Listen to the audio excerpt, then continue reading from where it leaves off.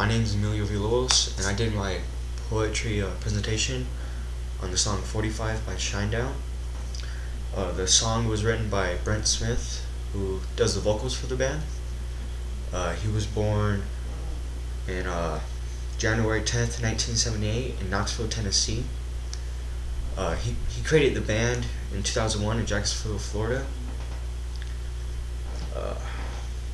They've had multiple hits, and this one made 12th on U.S. Modern Rock and 3rd on U.S. mainstream rock songs. His styles vary within the rock genre. His biggest influence are Otis Redding, Billie Holiday, Chris Cornell. And Chris Cornell. And I'm gonna play the song for you right now.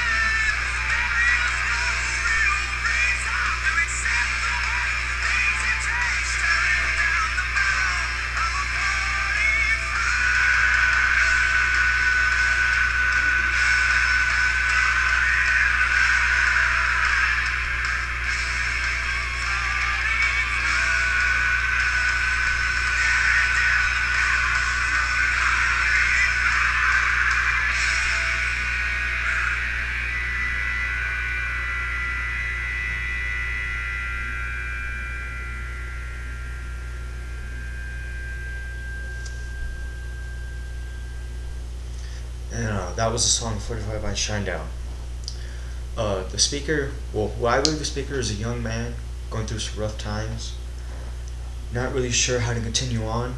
He's pretty much on the verge of being kind of suicidal, but he wants to keep going on, and he wants to tell the next generation. He wants to tell the next generation a way to go through it without these problems. The style, well, really is no style. It's free verse. Structure, really isn't much structure besides choruses and verses. The significance and meaning of the poem.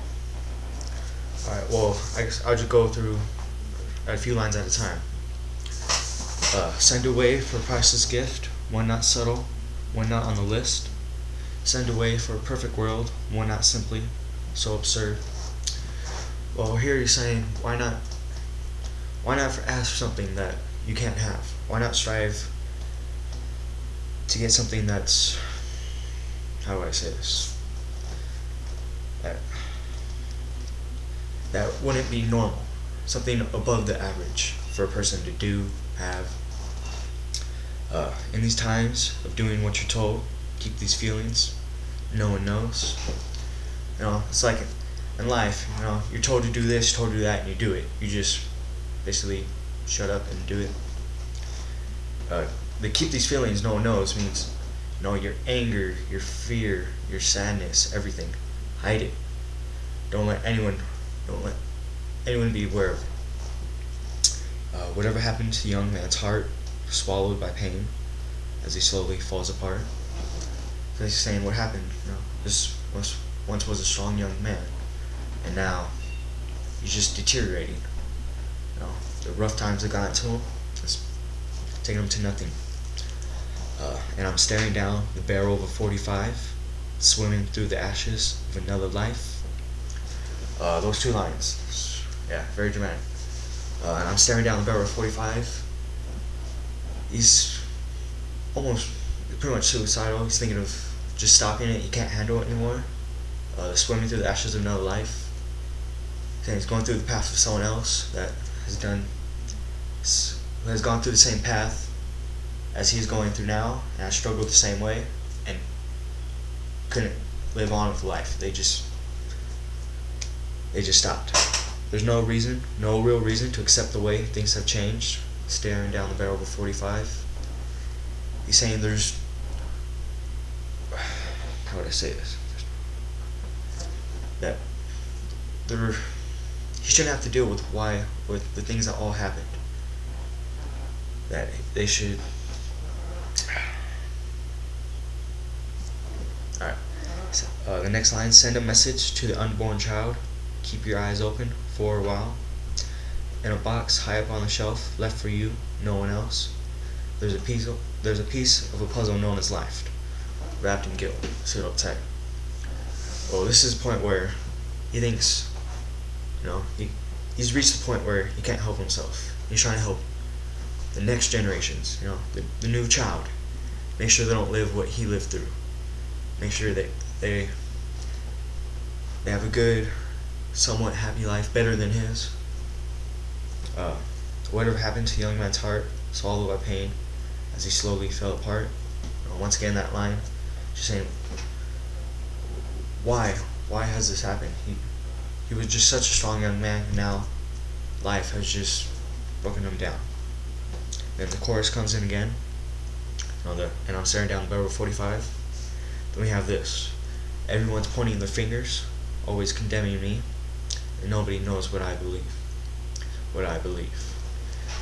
And this is a point, I think, of almost self-realization. Everyone's saying that he's pointing fingers at me. It's my fault that I'm here. I'm the reason that I'm in this position now. And nobody knows what I believe. I believe that the last line, and here, the last two lines, he's saying that he thinks he can get out of it. He's almost at the point of suicidal, but he's not. He thinks it will get better soon. And after that, it's just chorus 2 more times, repeating it. The 3 examples of figurative language. The first one is swallowed by pain, as he slowly fell apart. This is a personification because pain is swallowing it. Staring down the barrel of a 45. This is a metaphor. He's not actually staring down the barrel of a 45, but he's thinking of he's reaching his end. That there's nothing more he can do. I'm swimming through the ashes of another life. This is a hyperbola. He's exaggerating. It's not that bad, but he's just saying that to get his point across. I chose this song mainly because when I first heard it, I was just so drawn to it. Those times where I'm just feeling down. It just, the lyrics don't really help, but I just really connect to it. I'm not like at this point, but I don't know why. I just have a real connection with it. And that's the reason I chose this. And that's my presentation. All right.